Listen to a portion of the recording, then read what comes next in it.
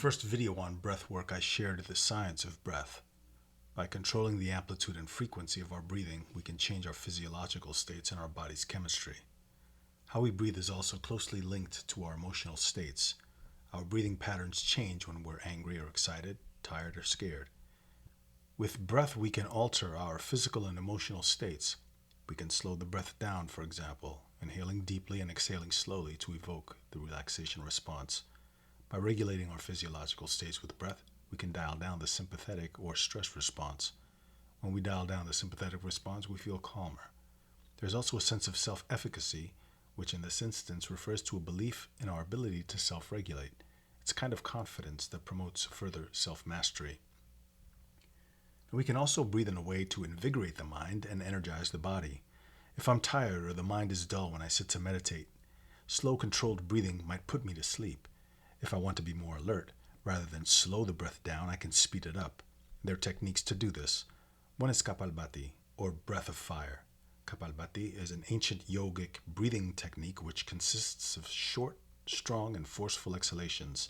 The inhalations are automatic. There are several benefits to this practice. It increases oxygen to the cells, it energizes the mind, focuses attention, strengthens and tones the diaphragm and abdominal muscles, and warms the body. I use this technique to stimulate the brain, which helps with focus before meditation. When I exhale with forceful, strong, short exhalations, I stimulate the sympathetic response.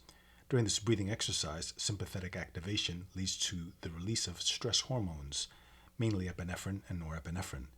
These act on the sinoatrial node in the heart, which acts as the heart's pacemaker and leads to an increase in heart rate. When epinephrine is released in the brain, it also promotes wakefulness and alertness. We often think of meditation as calming, and it can be. Skilled meditators, however, know when and how to dial up or down the relaxation response or the stress response as needed. Kapalbhati is considered an advanced technique. Variations of Kapalbhati, like holotropic breathwork, should be performed under supervision. During Kapalbhati, there is sympathetic activation, which increases heart rate and systolic blood pressure. Because we hyperventilate, this technique shouldn't be practiced if you have any of the following conditions: cardiovascular disease, heart attacks, high blood pressure or angina, glaucoma or retinal detachment, recent injury or surgery, panic attacks or psychosis, seizures, severe mental illness, acid gastric issues, abdominal pain, aneurysms, if you're pregnant or breastfeeding, or any condition that requires you to take medication.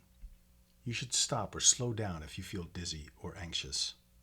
A practice that's too long, too intense, or too fast could be detrimental to your health. I usually practice for about a minute or two, just enough to energize a dull mind, or in combination with other breathing techniques. To begin, sit in any meditative posture. Close your eyes and relax the whole body.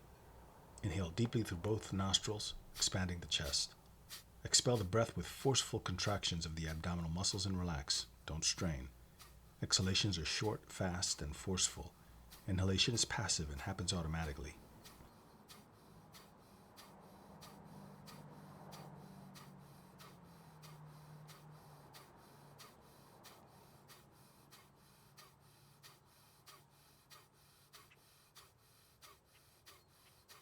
Complete 20 to 50 rapid breaths, then take a deep breath and exhale slowly.